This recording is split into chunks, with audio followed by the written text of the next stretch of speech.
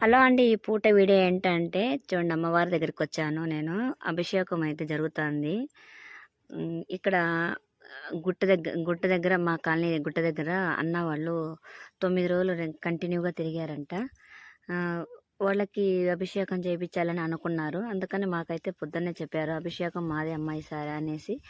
మేమైతే రెడీ అయ్యి వచ్చేసాము, అమ్మవారికి అభిషేకం చేద్దామనేసి.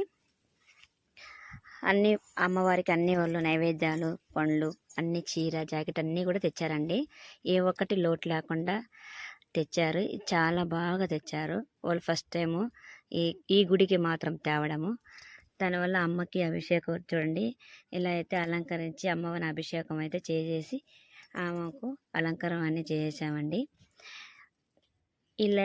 ఈ వీడియో నచ్చితే లైక్ చేయండి, అమ్మవారి కోసం షేర్ చేయండి, సబ్స్క్రైబ్ చేయండి. ఎవరైనా కొత్తగా చూసిన వాళ్ళు ఉంటే ఒక లైక్ కొట్టండి, సబ్స్క్రైబ్ చేయండి. ఇక్కడే అందరం సరదాగా అయిపోయిన వెంటనే భోజనాలన్నీ కూడా అరేంజ్ చేసుకున్నారు వాళ్ళే. అదైతే బాగా జరిగిందండి. అదండి విషయం.